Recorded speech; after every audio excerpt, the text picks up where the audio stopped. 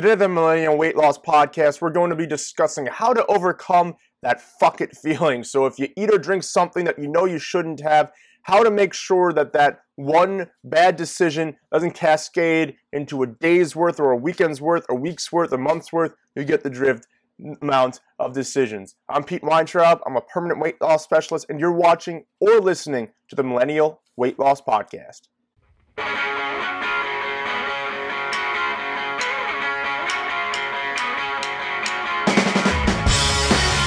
Again, the show is for millennials who have 50 or more pounds to lose. You know you need to make a healthy change, and you're tired of everyone in your life, your friends, your family, co-workers, maybe your boyfriend, girlfriend, whatever, judging you for the weight you've gained and for maybe not doing something about it. You're ready to make that change. You just need some direction, some motivation, some inspiration. That's what I'm here for. I personally lost 100 pounds. I've been through what you're going through, and I want to make sure that unlike what the media and all these asshole scientific and research centers predict, we will not become the most overweight generation the world has ever seen. So usually every Thursday we do a mailbag. So really simply, to get involved, there's a couple of ways. For starters, you can join our Facebook group. Just go to Facebook on your phone or on your computer, tablet, whatever. Type in Millennial Weight Loss Podcast. You'll see my beautiful mug. Ask to join. You'll be let in shortly thereafter. Every Wednesday night and Thursday morning, I will ask the group, do you have any questions for this week's mailbag? I will take those questions and I will answer them for you. We've had some great questions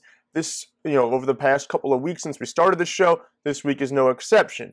But today's topic came to me because of today's question. So today, Marie asked, I'm having trouble keeping on track. I have never been the proper weight. Well, we'll get into that in just a second, but I'm 5'4", 200 pounds, current weight. I have been eating low carb for a while, 14 months. She's lost 20 pounds, so not bad, a little over a pound a month. I can't seem to get away from small rewards or eating at night before bed. So this also ties into what a lot of people struggle with, right? Because we, as millennials, and we've had instant gratification our whole lives. We've had the internet our whole lives. Amazon has been in existence since we were either in high school or college, and we turn to it. I'm sure you get a lot of stuff auto-delivered and shipped to your house on a weekly, monthly basis.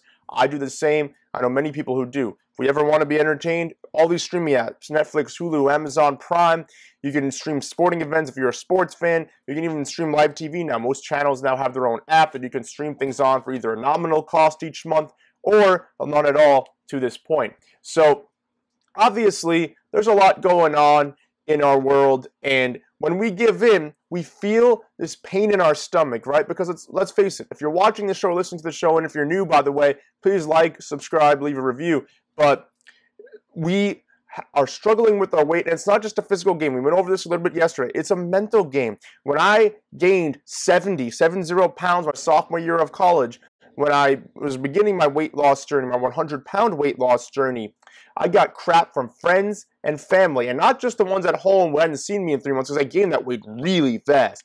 But when I got back to school then, my friends there started ragging on me.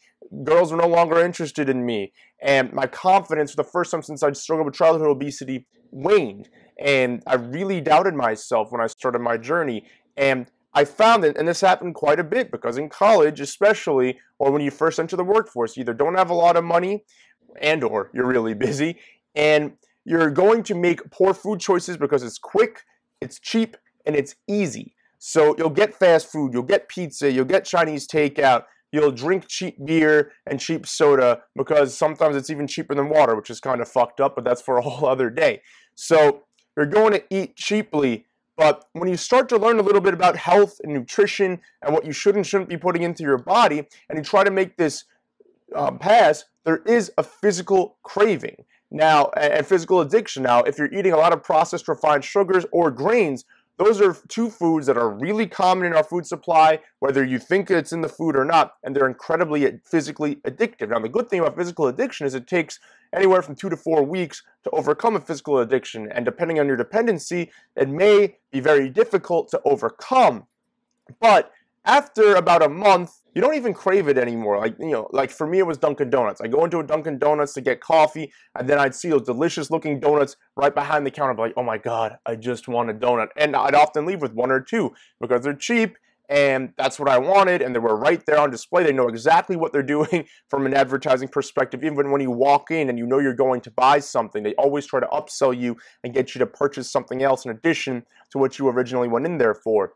So it happens to all of us. It could be a night out. The weekend is coming up. This is our last show of the week, and by the way, we may be adding a daily show starting next week, so we might do Monday through Friday. We'll see. That's going to happen at the very earliest next week, at the very latest in the next couple of weeks. But getting back, we all have these issues. You go out to dinner with friends, coworkers, family. You go out to a restaurant that has delicious food that is terrible for you, and you know it's terrible for you. And you know every time you go there, you eat something and you even drink something that's terrible for you. And what happens when we start this journey mentally and we decide to give in? We feel like shit about ourselves. And they call it comfort food for a reason. A lot of comfort foods are fried and or they're sugary. Sometimes it's both. Like things like Zeppelis and a lot of pastries are both fried and sugary. And we call it comfort food because we feel bad about ourselves. We know we're not helping our cause at the moment, but because we're giving in, it's comforting in us, because when we eat sugar especially, it stimulates dopamine release in our brain. That is the pleasure chemical, and it makes us feel at ease. Now, it may only be in the moment, and it may only be for 5-10 minutes, but it makes us feel better about our decision. Then we go home, maybe our stomach's bothering us, or maybe we're reflecting on the night and our poor decisions, and we feel badly about ourselves. So how do we overcome the fuck it feeling, or in Marie's case, how does she stop herself at night from eating sweets and eating stuff that she knows she shouldn't? Well, there's a couple of things. For starters, like I said, it takes discipline. Give it 1 month. Say to yourself, I'm going to go 1 month without eating sweets, without eating sugar, without eating grains. Give it 1 month. Do not give in. It will be hard at first, especially the first couple of weeks. By the end of that month, I'm going to guarantee you that physical craving is going to go away. Now, that's less than half the battle. The biggest aspect of the battle is the mental game, because you are wired to want that stuff because you had always gone to it as a crutch. Now, let's face it, if we're overweight, what was more often than not our drug of choice? It was bad food. It was sugary food. It was grainy food. It was processed food that caused us to accumulate fat and to gain weight. So that has been our crutch for years. Feeling stressed, that's what we turn to. So we need to reverse that a little bit. So when you're feeling bad, and I always say this, if you have time, and everyone has time, don't give me that bullshit. I don't care how busy you are. I don't care if you work 80, 90 hours a week. I don't care if you have kids at home. Whatever the case may be, you have time to exercise. In fact, I have executives and people who literally schedule out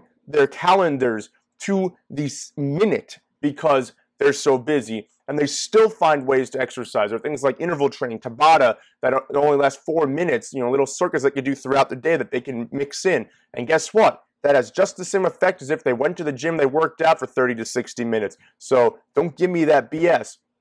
But getting back, it's going to take discipline at first to get over the physical addictions, but then mentally, you'll see as the physical addictions go past, you got to think to yourself, what in my life is bothering me? What is it? Is it work? Am I stressed because of work?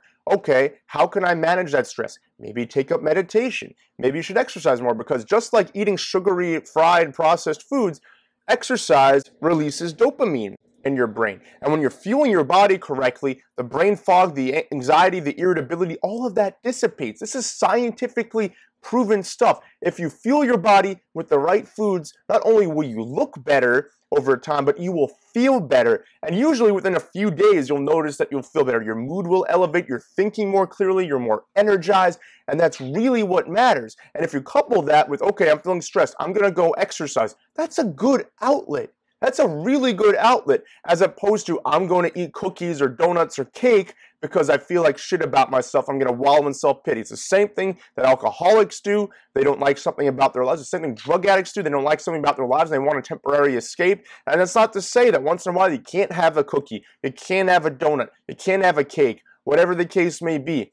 But it's important to prioritize yourself and your health first. So, Marie, to answer your question, and in conclusion today, it's important to overcome the physical addiction. Go 1 month. Set a challenge right now, starting today. Today is Thursday, June 7th. 30 days from now, is the next time you're going to eat anything sweet, anything grain-based, anything processed. Remember this sentence: meats, vegetables, nuts and seeds, some fruit, little starch, no sugar. Memorize it, apply it to every nutritional situation you encounter. You're going to be fine in that time. And when you overcome your physical addiction, you find that you're still craving that stuff, not physically, you're not hungry for it, you don't want it in a physical sense, but mentally, to alleviate a lot of the pain and the stress that you're under. Just realize you're going to make it even worse, because even though it may help in the moment, it's not going to help you long term. You're going to feel bad about your decision, and then you're going to be more likely to cycle out of control.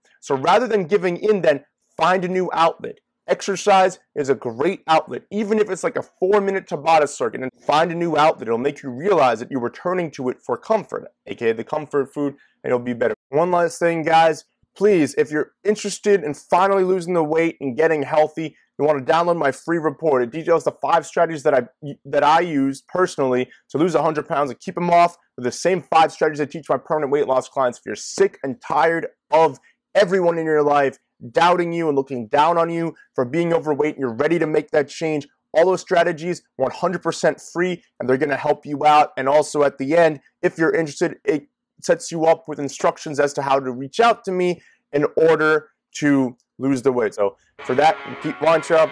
Have a great rest of the week, everybody. Talk to you on Monday.